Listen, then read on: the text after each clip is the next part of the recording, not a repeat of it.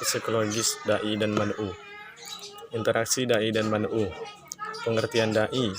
Menurut bahasa, kata dai berasal dari bahasa Arab, berbentuk muzakkar, yang berarti orang yang mengajak. Kalau muannas disebut da'iyah. Jadi yang dimaksud dengan dai adalah orang yang mengajak orang lain, baik secara langsung maupun tidak langsung. Pengertian mad'u.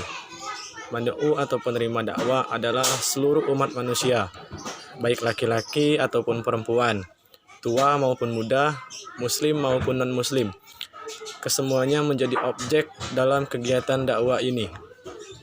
Pengertian interaksi psikologi Humans dalam Ali 2004 mendefinisikan interaksi sebagai suatu kejadian ketika suatu aktivitas yang dilakukan oleh seseorang terhadap individu lain diberi ganjaran atau hukuman dengan menggunakan suatu tindakan oleh individu lain yang menjadi pasangannya. Sedangkan menurut Shaw, interaksi psikologis ini adalah suatu pertukaran antar pribadi yang masing-masing orang menunjukkan perilakunya satu sama lain dalam kehadiran mereka, dan masing-masing perilaku mempengaruhi satu sama lain. Hal ini senada dikemukakan oleh Thibault dan Kelly bahwa interaksi psikologis ini sebagai peristiwa saling mempengaruhi satu sama lain. Ketika dua orang atau lebih hadir bersama, mereka menciptakan suatu hasil satu sama lain atau berkomunikasi satu sama lain. Faktor yang mempengaruhi interaksi psikologi dai dan mad'u. Yang pertama, faktor imitasi. Faktor dasar dari interaksi sosial yang menyebabkan keseragaman dalam pandangan dan tingkah laku orang banyak. Yang dimaksud dengan proses imitasi adalah seperti saling tiru-meniru dan juga ikut-ikutan. Proses imitasi ini diawali oleh timbulnya sebuah gagasan atau keyakinan baru dalam masyarakat sebagai persaingan pikiran. Yang kedua, faktor sugesti. Suatu proses di mana seorang individu dapat menerima suatu cara penglihatan atau pedoman-pedoman tingkah laku dari orang lain tanpa harus mengkritik terlebih dahulu. Dalam proses sugesti ini, seseorang memberikan atau sikap dari dirinya yang diterima oleh orang lain di luar dari dirinya. Identifikasi berarti kecenderungan atau keinginan dalam diri anak untuk menjadi sama seperti ayah atau ibunya. Kecenderungan ini bersifat tidak sadar bagi seorang anak. Secara tidak sadar, seorang anak tersebut akan mengambil sikap ayah atau ibunya yang dapat ia mengerti mengenai norma dan pedoman tingkah laku sejauh kemampuan yang ada pada anak tersebut. Dalam proses identifikasi ini, seluruh sistem norma, sikap, tingkah laku, dan juga orang tua harus dapat dijadikan sistem norma dan cita-cita seorang anak. Yang keempat, faktor simpati. Simpati merupakan proses sadar bagi diri manusia yang merasa simpati terhadap orang lain. Baik dalam hal simpati, hubungan yang timbal balik akan menghasilkan suatu hubungan kerjasama, di mana individu yang satu ingin lebih mengerti dengan individu yang lain secara lebih mendalam, sehingga individu tersebut dapat merasa berpikir dan bertingkah laku seolah-olah ia adalah individu yang lainnya. Interaksi dai mad'u. Menurut Suryana Sukanto, ada 4 bentuk interaksi sosial, yaitu yang pertama kerjasama, cooperation, yang kedua persaingan, competition, yang ketiga pertentangan atau pertikaian atau juga konflik, dan akomodasi atau penyesuaian diri atau accommodation. Kerjasama atau cooperation adalah kerjasama salah satu bentuk interaksi sosial yang utama. Kerjasama adalah suatu usaha bersama orang per orang atau kelompok manusia dalam mencapai satu tujuan atau beberapa tujuan yang bersama. Timbulnya kerjasama ini dikarenakan kesadaran adanya kepentingan kebersamaan. Kerjasama ini menjadi kuat apabila ada musuh bersama atau ancaman bersama. Kerjasama juga dapat bersifat agresif apabila kelompok mengalami kekecewaan dan perasaan tidak puas. Yang kedua, persaingan, cooperation.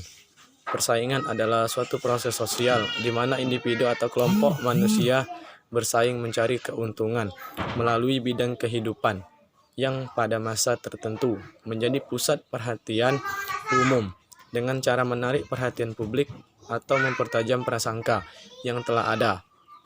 Untuk persaingan antara lain persaingan ekonomi, persaingan kebudayaan, persaingan kedudukan, serta juga persaingan ras. Fungsi persaingan di sini antara lain sebagai berikut. Yang pertama yaitu menyalurkan keinginan individu atau kelompok yang bersifat kompetitif. Yang kedua, sebagai jalan keinginan agar keinginan, kepentingan, dan juga nilai-nilai tersalur dengan baik. Yang ketiga, menyaring golongan fungsional. Faktor yang terkait dengan persaingan yaitu kepribadian seseorang, kemajuan solidaritas kelompok, dan disorganisasi. Pertentangan atau pertikaian atau konflik. Pertentangan atau persaingan adalah suatu proses sosial di mana individu atau kelompok berusaha untuk memenuhi tujuannya dengan cara menentang pihak lawan yang disertai ancaman atau kekerasan.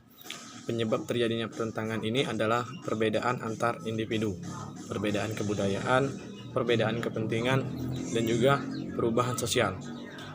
Bentuk-bentuk pertentangan ini antara lain pertentangan pribadi, pertentangan rasial, pertentangan antar kelas sosial, pertentangan politik, dan juga pertentangan bersifat internasional. Kemudian D. Akomodasi. Akomodasi merupakan adanya perbedaan sehingga timbul adaptasi dengan kelompok lain yang menimbulkan kerjasama yang baik. Aksi sosial dalam proses dakwah.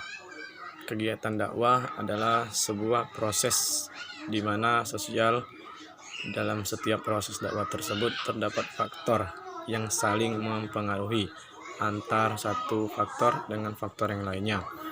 Faktor-faktor tersebut antara lain adalah yang pertama pelaksanaan dakwah atau dai. Dai di sini merupakan kunci yang menentukan keberhasilan dan juga kegagalan dakwah. Oleh karena itu, dalam faktor ini terdapat ciri-ciri serta persyaratan-persyaratan jasmani maupun rohani yang kompleks bagi pelaksanaan sekaligus menjadi penentu pengendali sasaran dakwah. Yang kedua, objek dakwah atau mad'u. Objek dakwah di sini adalah sasaran dakwah berupa manusia yang harus dibimbing dan dibina menjadi manusia beragama sesuai dengan tujuan dakwah. Objek dakwah dilihat dari aspek psikologis, memiliki variabilitas yang luas dan juga rumit, menyangkut pembawaan dan pengaruh lingkungan yang berbeda, yang menuntut pendekatan berbeda pula. Lingkungan dakwah. Lingkungan dakwah adalah suatu faktor yang besar pengaruhnya bagi perkembangan sasaran dakwah berupa individu maupun kelompok, manusia serta kebudayaan. Kemudian D. Media dakwah. Media dakwah di sini adalah faktor yang dapat menentukan kelancaran proses pelaksanaan dakwah. Faktor ini disebut juga different variables. Artinya penggunaannya atau efektivitasnya tergantung pada faktor lain, terutama orang yang menggunakannya. Dan kemudian tujuan dakwah. Tujuan dakwah di sini adalah suatu faktor yang menjadi pedoman arah proses yang dikendalikan secara sistematis dan konsisten. Dalam kegiatan dakwah ini selalu terjadi proses interaksi, yaitu hubungan antara dai di suatu pihak dan mad'u atau objek dakwah di pihak lain.